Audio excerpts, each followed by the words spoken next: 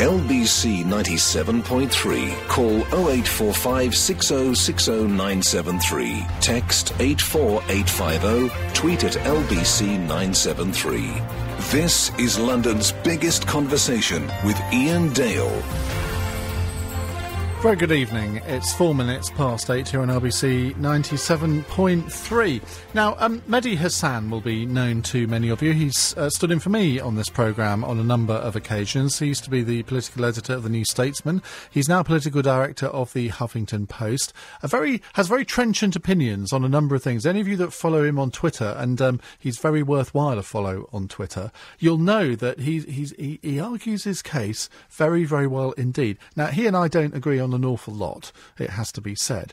Although he did write a very good article on abortion in this week's New Statesman, which he got into a lot of trouble for, has had a lot of flack. But he also took part in a debate last week at the London School of Economics, and he's on the same platform as David Aronovich from The Times. We're going to hear from David a little bit later in this hour.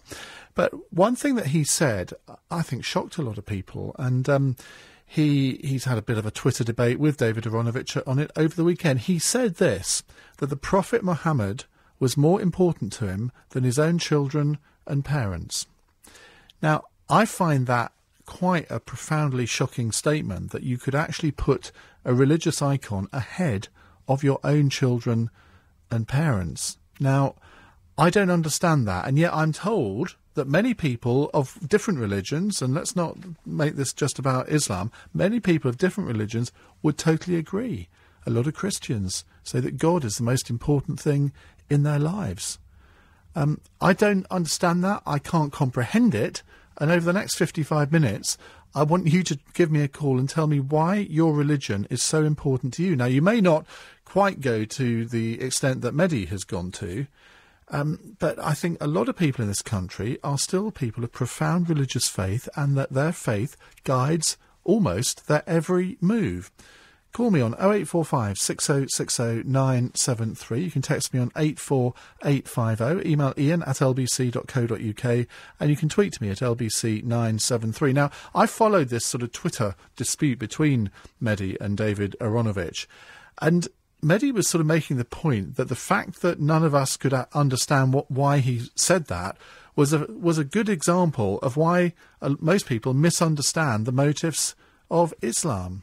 Well, maybe none of us really do understand.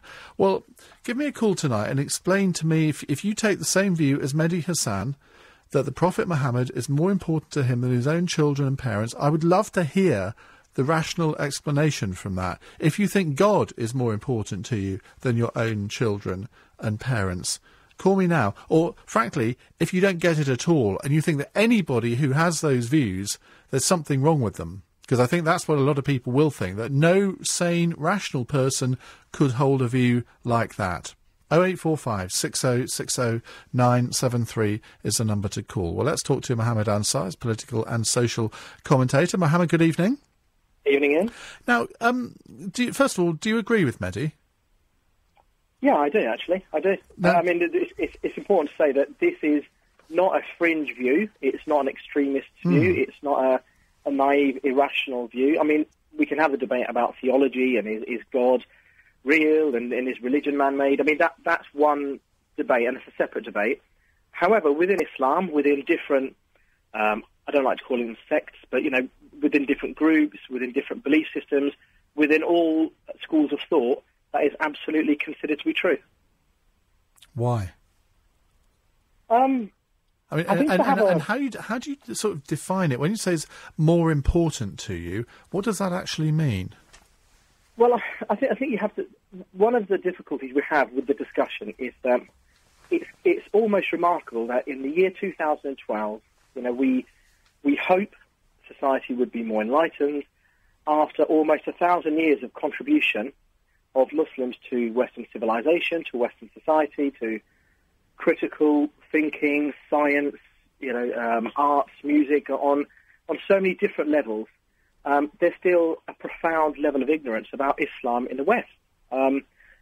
We know from the information that we gather that it's one of the purported to be one of the fastest growing religions, or if not the fastest growing religion in the country, particularly among European, white women who are single. So this isn't something that people are just converting to, are born into, or forced into. People are looking at the religion and they're making rational thinking decisions about Islam. And so you have to kind of approach this topic from a slightly different angle, if that's okay, which is to say, well, what do Muslims say Islam is, and what do Muslims say about the Prophet Muhammad, peace be upon him? Well, so, I can understand that, but I still think if you said this to sort of a random sample of 10,000 people in this country of whatever religious belief or not, and you said to them, well, is your religion more important than your children and your own family, your own parents? I think most people would look at you in absolute horror. Do you not think that? Well, I think to some degree. You know, I'm not making an anti-Muslim point here at all. No.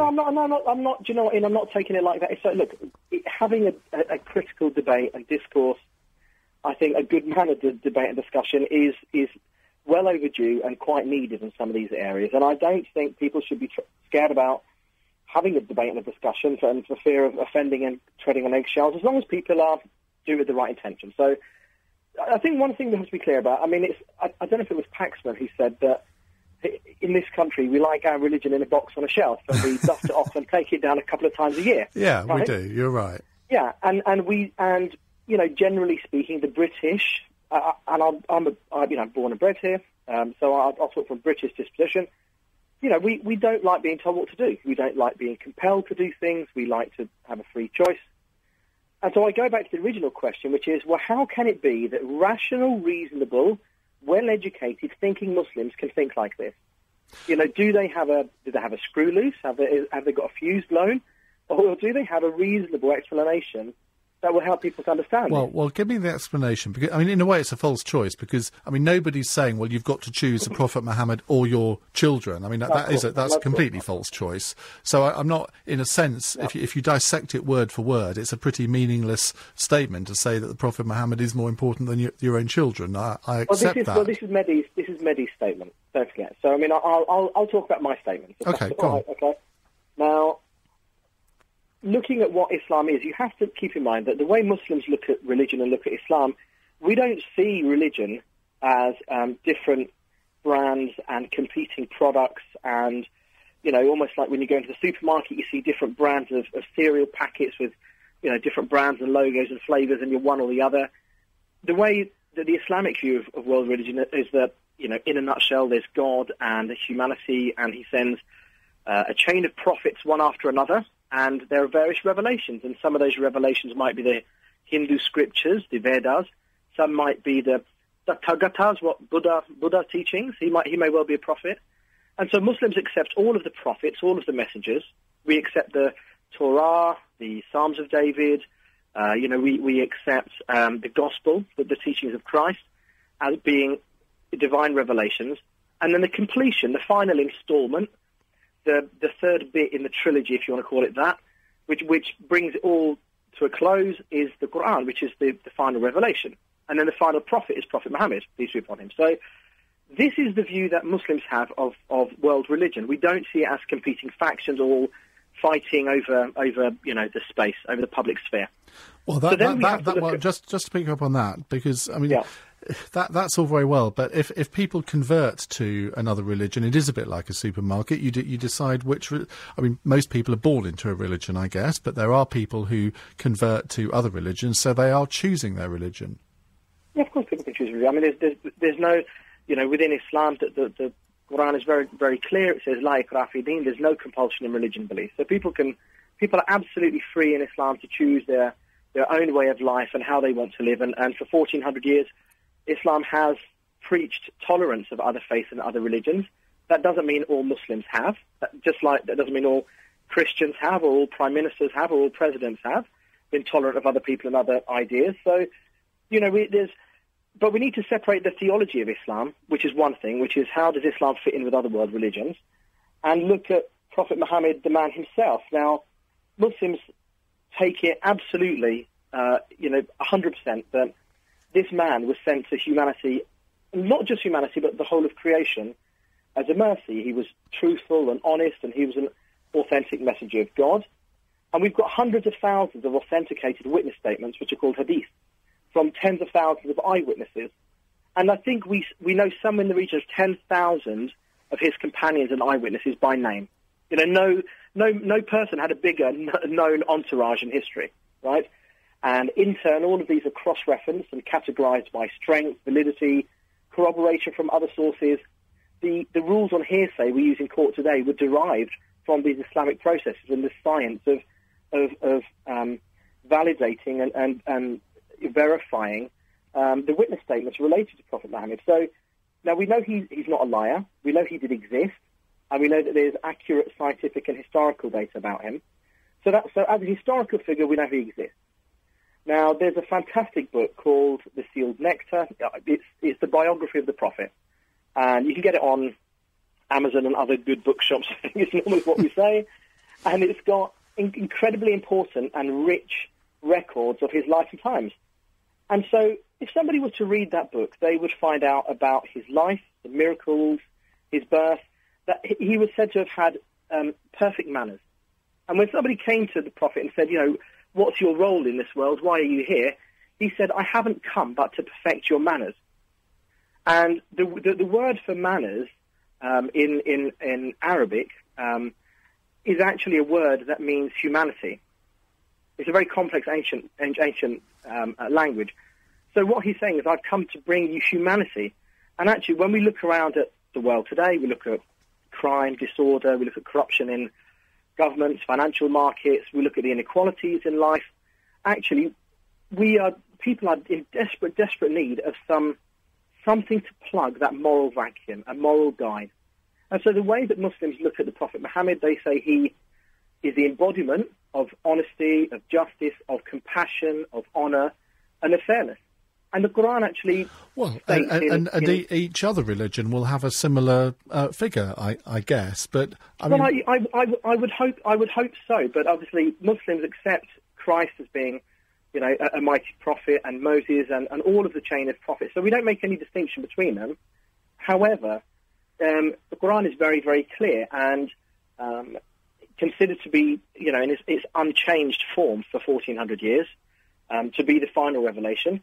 This puts Prophet Muhammad standing, you know, absolutely clearly. And so not only has he been called a mercy to creation, but the believers, the people who believe in him and his message and in Islam, do put him on a status and a standing above that of our own kin.